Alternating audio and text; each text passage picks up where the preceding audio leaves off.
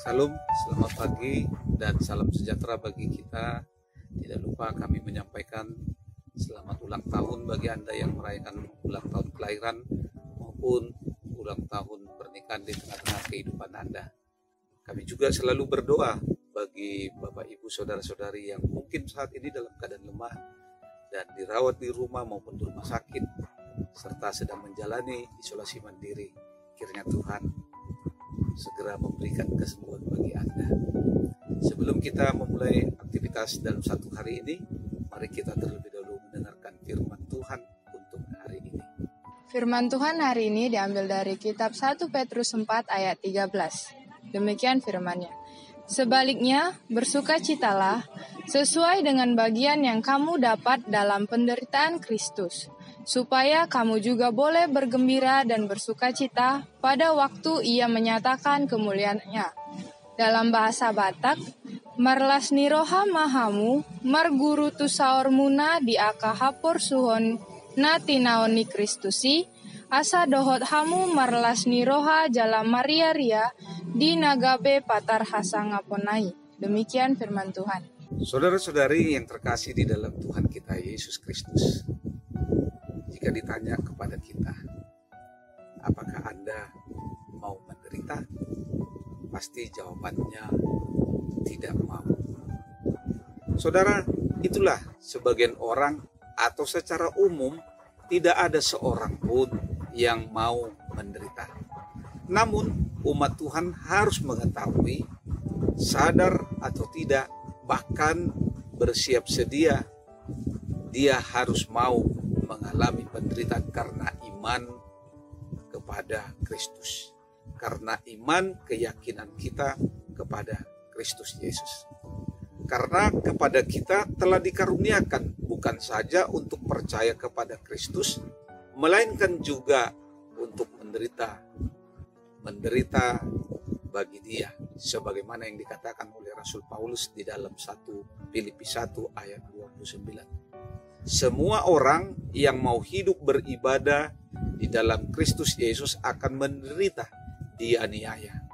Itu yang dikatakan di dalam 2 Timotius pasal 3 ayat 12. Di mana dunia ini tidak dapat menerima roh kebenaran.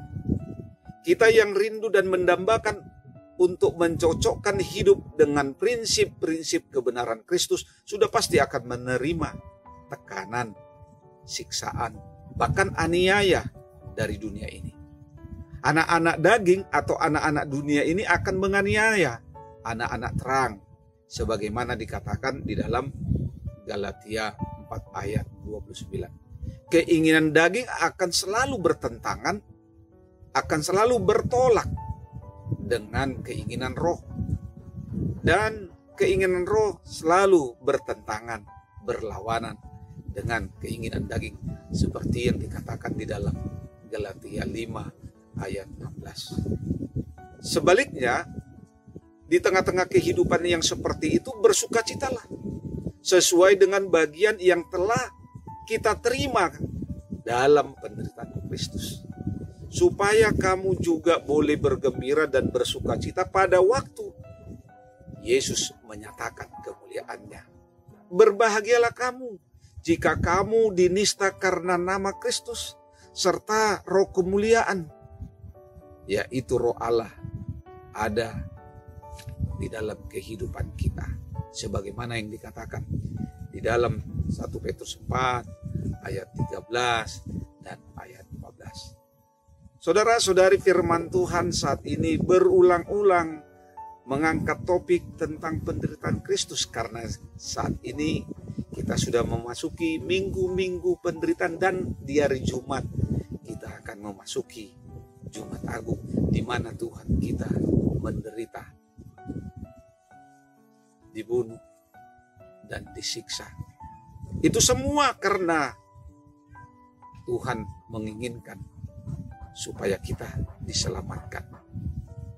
Saudara-saudari, karena itu di tengah-tengah kehidupan kita sebagai orang yang percaya, jangan pernah gentar dan takut atau khawatir, melainkan supaya kita selalu bersukacita. Justru kita diberikan izin mengalami penderitaan salib Kristus setiap kali kita mendapatkan olok-olokan dan hina, penderitaan karena fitnaan, hinaan, karena hidup di dalam kekudusan, hidup di dalam kebenaran Kristus, selalu bertentangan dengan dunia ini. Mari dengan mata iman kita melihat bagaimana penderitaan Kristus sebagai investasi, sebagai modal awal bagi kita untuk mendapatkan kehidupan yang kekal, yang akan kita terima di dalam kematiannya. Oleh sebab itu, dimanapun kita berada, jangan pernah melarikan diri kita, jangan pernah kita mengelak, jangan kita menjauhi, tetapi hadapilah dengan sukacita, dengan kekuatan yang daripada Tuhan, sebagaimana yang kita imani bahwa Tuhan Allah selalu menyertai kita, selalu mendampingi kita, selalu menguatkan kita, dan Dia telah lebih dahulu menderita karena kita. Bukan kita yang pertama sekali menderita dalam kehidupan ini, tetapi Kristus Yesus karena kasih-Nya kepada kita, Dia bersedia, Dia mau menderita karena kita. Karena itu di tengah-tengah kehidupan kita, walaupun kita harus menderita karena pekerjaan, karena kehidupan, hidup kita, hidup yang kudus, hidup yang suci, hidup yang selalu di dalam kebenaran firman Tuhan, sehingga kita harus mengalami tekanan, bahkan dikucilkan, dianiaya, disiksa, dijauhkan.